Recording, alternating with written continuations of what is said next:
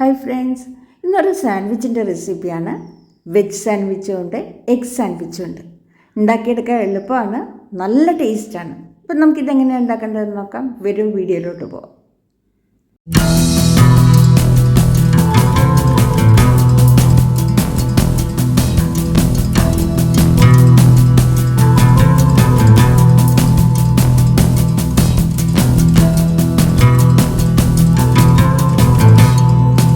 ഞാനിവിടെ 4 സ്ലൈസ് ഗോതമ്പ് ബ്രെഡ് എടുക്കുന്നുണ്ട്. ഇതിൻ്റെ മുകളിലേക്ക് തക്കാളി സോസ് ഒഴിച്ച് കൊടുക്കുന്നുണ്ട്.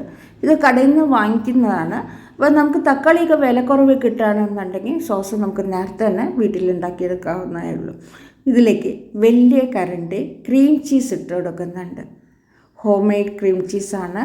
ഇതിൻ്റെ വീഡിയോ ഞാൻ ഇതുവരെ ചെയ്തിട്ടില്ല. നിങ്ങൾ കമൻറ്റ് ചെയ്യുകയാണെന്നുണ്ടെങ്കിൽ ഒരു ദിവസം ചെയ്യുമ്പോൾ വീഡിയോ ആയിട്ട് നിങ്ങളായിട്ട് ഷെയർ ചെയ്യാം. ഇത് ഞാൻ ഇതുപോലെ വെച്ച് കൊടുത്തതിന് ശേഷം ഇതെല്ലാ വശത്തും നന്നായിട്ടൊന്ന് തേച്ച് പിടിപ്പിക്കുക.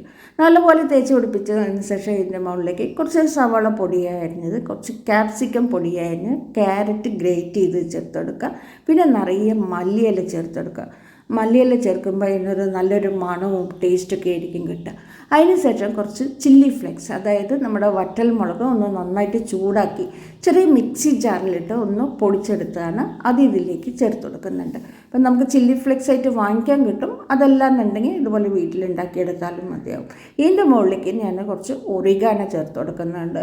ഒറിഗാന നമ്മൾ പിസിയിലൊക്കെ ചേർക്കുന്നതാണ്. അപ്പോൾ ആ പിസിയുടെ ഒരു ടേസ്റ്റും മണമൊക്കെ ഈ ഒരു സാൻഡ്വിച്ചിന് കിട്ടും.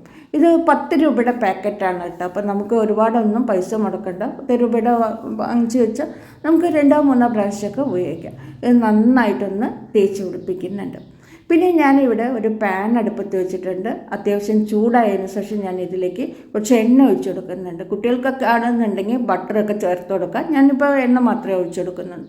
എന്നിട്ട് നമ്മൾ ഇതെല്ലാം എടുത്ത് വെച്ച ചീസ് ഒക്കെ വെച്ച ബ്രെഡ് ഇതിലേക്ക് വെച്ച് 1 മിനിറ്റ് ഇതൊന്ന് മൂടി വെക്കുമ്പോഴേക്കും ഇത് നല്ലപോലെ മെൽറ്റായി വന്നിട്ടുണ്ട്. അപ്പോൾ ഞാൻ ഇതൊന്ന് എടുത്ത് മാറ്റുന്നുണ്ട്. പിന്നെ ഞാനിവിടെ 2 സ്ലൈസ് എടുത്തിട്ടുണ്ട്. അതിലൊരു സ്ലൈസിൻ്റെ നടുവിൽ ഇതുപോലെ സ്ക്വയറായിട്ട് കട്ട് ചെയ്തിട്ട് മാറ്റുന്നുണ്ട്. വേറൊരു സ്ലൈസ് നിറയെ ഞാൻ ചീസ് തേച്ച് പിടിപ്പിക്കുന്നുണ്ട്. അപ്പോൾ ഇങ്ങനെയാണ് ഇത് കട്ട് ചെയ്തെടുക്കേണ്ടത്. ഇവിടെ ഒരു ഇരുമ്പ് തവ ഹൈ ഫ്ലെയിമിൽ വെച്ച് ചൂടാക്കുന്നുണ്ട്. ഇത് നല്ലപോലെ ചൂടായി വരുമ്പോൾ അടുപ്പിൽ നിന്ന് മാറ്റി നേരത്തെ വെച്ച പാന് തന്നെ ഒരു മീഡിയം ഫ്ലെയിമിൽ വെച്ച് ചൂടാക്കുക. നന്നായിട്ട് ചൂടാകുമ്പോൾ തീ നല്ലപോലെ കുറച്ച് വെക്കുക. എന്നിട്ട് ഇതിലേക്ക് കുറച്ച് എണ്ണ ഒഴിച്ചിട്ട് എല്ലാ വശവും ഒരുപോലെ ഒന്ന് സ്പ്രെഡ് ചെയ്ത് കൊടുക്കുക. നല്ലപോലെ സ്പ്രെഡ് ചെയ്തതിന് ശേഷം നമ്മൾ ചീസ് തേച്ച് വെച്ചിരിക്കുന്ന ബ്രെഡ് ഇതിനകത്ത് വെച്ച് ആ ചൂടാക്കി വെച്ച ഇരുമ്പ് തവ കൊണ്ട് 1 മിനിറ്റ് ഇതൊന്ന് മൂടി വെക്കുമ്പോഴേക്കും ആ ചീസൊക്കെ നല്ലപോലെ മെൽറ്റായിട്ടുണ്ടാവും. അപ്പം നമുക്കിത് അടുപ്പിൽ നിന്ന് എടുത്ത് മാറ്റാം. ഇതിപ്പോൾ ഭയങ്കര ഡ്രൈ ആയിരിക്കണമെന്ന് തോന്നിയാൽ നമുക്ക് ഇതിലേക്ക് കുറച്ചും കൂടെ എണ്ണ ഒഴിച്ചെടുക്കാം. ഒട്ടിപ്പിടിക്കാതെ നമുക്ക് കിട്ടണമല്ലോ, വേണമെങ്കിൽ ഒഴിച്ചെടുക്കാം. പിന്നെ നമ്മൾ ക്യാരറ്റ് ഇതൊക്കെ ചേർത്ത് വെച്ച ആ ചീസ് ഒക്കെ ചേർത്ത് വെച്ച ബ്രെഡ് സൈസ് ഇതിലേക്ക് വെച്ചെടുക്കുക. അതിൻ്റെ മുകളിലേക്ക് നമ്മൾ കട്ട് ചെയ്ത ബ്രെഡിൻ്റെ ഔട്ടർ ലെയർ വെച്ച് കൊടുക്കുക. എന്നിട്ട് ഇതിലേക്ക് ഞാനൊരു മുട്ട പൊട്ടിച്ചൊഴിക്കുന്നുണ്ട്. ഇതിൻ്റെ പകുതി മാത്രമേ ഒഴിക്കുന്നുള്ളൂ. അതിന് ശേഷം നമ്മൾ അരിഞ്ഞ് വെച്ചിരിക്കുന്ന സവോള, ക്യാപ്സിക്കം, ക്യാരറ്റ് ഗ്രേറ്റ് ചെയ്ത് കുറച്ച് ഇട്ട് കൊടുക്കുക. കുറച്ച് മല്ലിയില ഇട്ട് കൊടുക്കുക.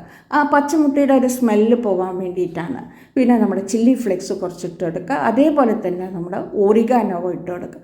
പിന്നെ നമ്മൾ നടുവിൽ കട്ട് ചെയ്ത് വെച്ചില്ലേ, ആ പീസ് എടുത്ത് ഇതിൻ്റെ മുകളിലേക്ക് വെച്ച് കൊടുക്കുക. എന്നിട്ട് ഒന്ന് പ്രസ് ചെയ്ത് കൊടുത്തിട്ട് നമ്മൾ ചീസ് മെൽറ്റ് ചെയ്ത ആ ബ്രെഡ് സ്ലൈസും കൂടെ വെച്ചിട്ട് ഇത് നന്നായിട്ടൊന്ന് പൊതിഞ്ഞ് പ്രസ് ചെയ്തിട്ട് 1 മിനിറ്റ് സമയത്തേക്ക് ഇതൊന്ന് ടോസ്റ്റ് ചെയ്തെടുക്കുക. ഇപ്പോൾ ഓവനൊക്കെ ഉള്ളവരാണെന്നുണ്ടെങ്കിൽ അതിനകത്ത് വെച്ച് ചെയ്തെടുത്താലും മതി. അതല്ലാത്തവർക്ക് ഇതേപോലെ ഇരുമ്പ് തവ ചൂടാക്കിയിട്ട് മേലെ വെക്കുകയാണെന്നുണ്ടെങ്കിൽ നമ്മുടെ ബ്രെഡ് സ്ലൈസ് പെട്ടെന്ന് തന്നെ, ചീസൊക്കെ ഇട്ട സ്ലൈസ് പെട്ടെന്ന് തന്നെ മെൽറ്റായി കിട്ടും കേട്ടോ. 2 ഭാഗത്തും ചൂട് തട്ടുമ്പോൾ നല്ലപോലെ മെൽറ്റായി കിട്ടും. ഇതിപ്പോൾ റെഡി ആയിട്ടുണ്ട്. നമുക്ക് അടുപ്പിൽ നിന്ന് എടുത്ത് മാറ്റാം. ഇത് കട്ട് ചെയ്ത് കാണിച്ചു തരാം എങ്ങനെ വന്നിട്ടുണ്ട് എന്നുള്ളത്.